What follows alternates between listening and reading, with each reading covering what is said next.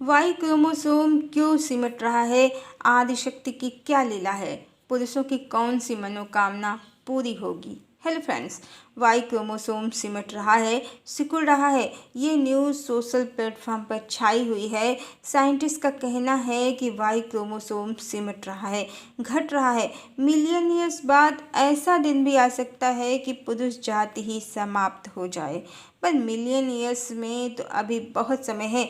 पर यह भी सत्य है, 1001% सत्य है, समाज में इस समय लड़कियों का जन्म ज़्यादा हो रहा है, लड़के कम पैदा हो रहे हैं। ऐसा क्यों हो रहा है?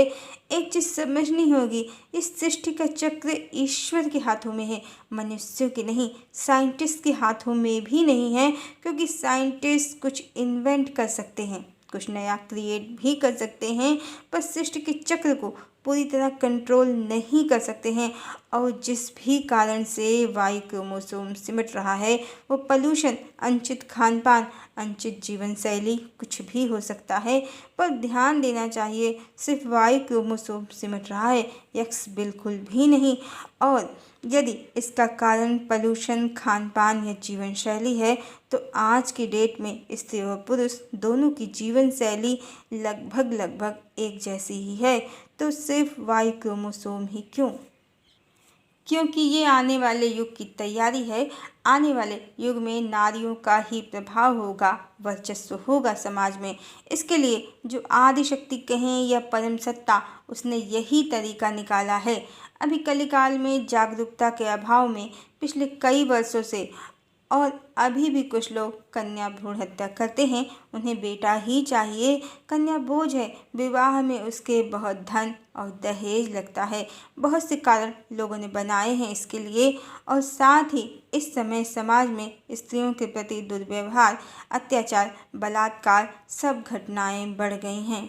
होनी ही नहीं चाहिए। सभ्य समाज की ये निशानी नहीं है। पर इस समय स्त्रियों का दमन और शोषण खुलकर हो रहा है। कौन कर रहा है?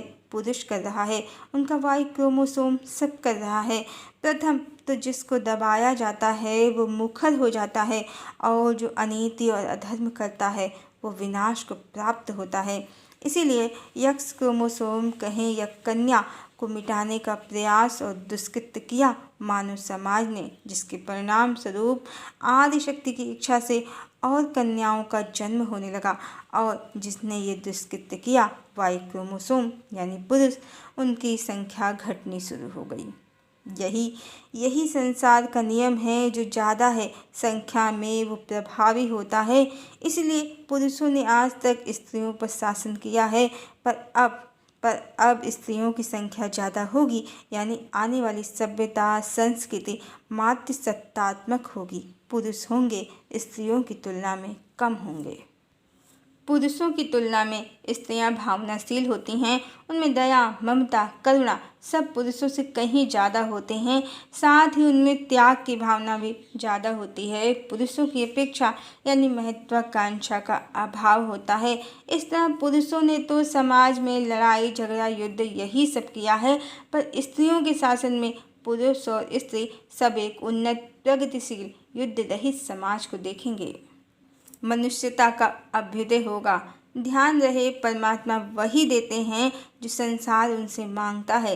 स्त्रियों ने न्याय मांगा है और पुरुषों ने शोषण मांगा है, तो इसलिए स्त्रियों की संख्या ज़्यादा होगी, पुरुषों की कम। समाज में नारी जाति का दबदबा होगा, और पुरुषों को जो कई संबंधों का मजा लेने की आदत है, जो रेप और छेड़छाड़ की लत है, तो आने वाले समय में हो सकता है जब स्त्रियां ज़्यादा होंगी तो एक पुरुष को कई स्त्रियों का मजा मिले। और आज जो पुरुषों का एक से जी नहीं भरता, तो उन्हें छप्पर फाड़ के विवाह करने का मौका भी मिले। आखिर स्त्रियां ज़्यादा होंगी, पुरुष कम, तो त्रेता और द्वापर वाला हाल तो होगा ही, जब राजाओं की हजार हजार रानियां होती थीं। पुरुष लोग कहते भी हैं कृष्ण के तो बड़े मज़े थे, 16,108 रानियां थीं। तो पिछले कुछ महीनों पहले एक खबर सोशल प्लेटफॉर्म पर और न्यूज़ चैनल पर ये भी घूम रही थी कि बिहार का एक युवक गलती से गलत एग्जामिनेशन सेंटर पर पहुंच गया, जहां उसके एग्जामिनेशन रूम में 500 लड़कियां थीं और वो अकेला, और बेचारा डर के मारे बेहोश हो गया।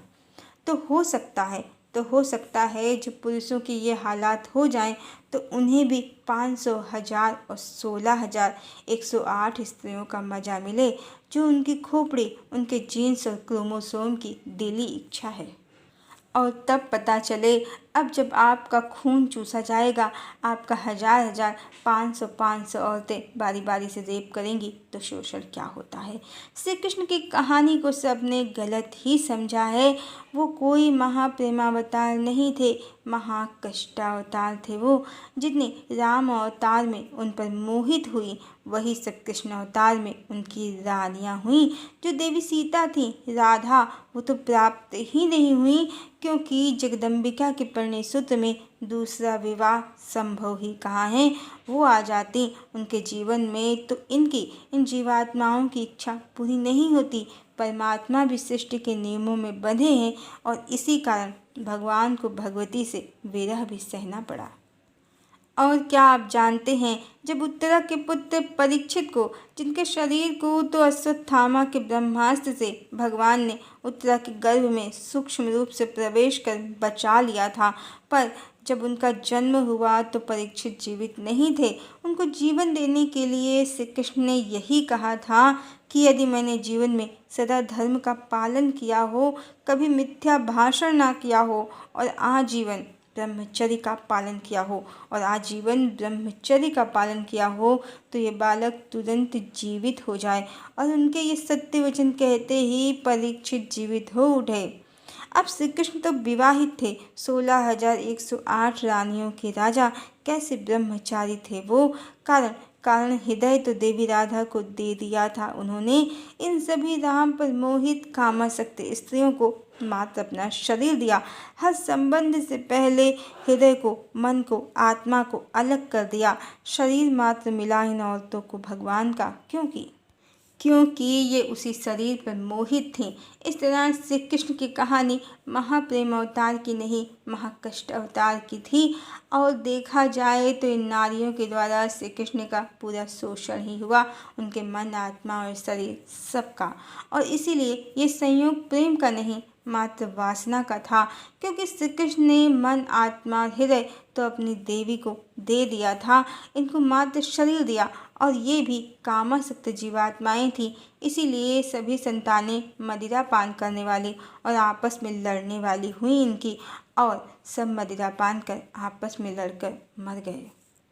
ध्यान रहे, ऋषियों और गांधारी का श्राप अवश्य था श्री कृष्ण के कुल नाश का, पर मदिरा पान करने और आपस में लड़ने का कोई श्राप नहीं था। और सीताराम के पुत्र लव कुश और यशोधरा सिद्धार्थ के पुत्र राहुल ने भगवान की कीर्ति को जगत में खूब बढ़ाया है।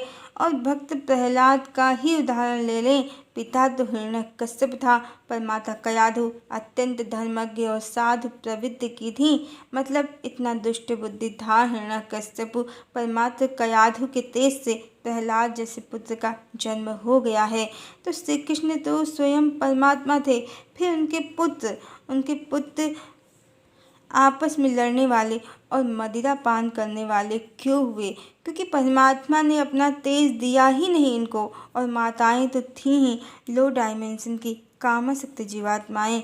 तो बिहार का युवक मात्र 500 कन्याओं को देखकर बेहोश हो गया। तो सोचिए, आने वाले समय में आपको भी राजा महाराजा वाला मज़ा चाहिए, श्री कृष्ण वाला आनंद चाहिए, 16,108 का मज़ा चाहिए, तो आदिशक्ति परमेश्वरी पुरुषों की इसी इच्छा को पूर्ण करने का मार्ग बना रही हैं। कामना तो वो दोनों की ही पूर्ण कर रही हैं। बहुत सी स्त्रियों को दूसरों का पति बड़ा अच्छा लगता है, और बहुत से पुरुषों को अनेकों का मज़ा चाहिए। ऐसे में जब पुरुष कम होंगे तो उनको अनेक स्त्रियों का सुख भी मिल जाएगा, और स्त्रियों को भी वही एक पुरुष जो दूसरी वाली का है उसे पाने का सुख मिल जाएगा। स्त्रियां प्रभाव में होंगी तो उनका शोषण भी नहीं होगा, और एक ही आदमी का जब बारी बारी से कई स्त्रियां खून चूसेंगी तो उसको पता चल जाएगा वासना में कितना मज़ा है, और श्री कृष्ण होना कितनी बड़ी सजा है। तो आदिशक्ति की लीला चल रही है। स्त्री पुरुष सबकी इच्छाएं भर भर कर पूरी होंगी और जो कृष्ण के नाम पर अनेकों गोपियों वाली पुराण कथाएं चल रही हैं, जो कलिकाल का ही कमाल है, इनकी पोल भी खुल जाएगी। एक तीर से आदिशक्ति ने कई निशाने साधे हैं और स्त्री पुरुष सबको अब मिलेगा भर भर के। आज तो कृष्ण का दुख बताया है, किसी और वीडियो में आपको ये भी बताएंगे कि माता सीता के चरित्र पर लांछन लगाने का क्या परिणाम हुआ है। इसका भी कलिकाल से सीधा संबंध है। हरिओम।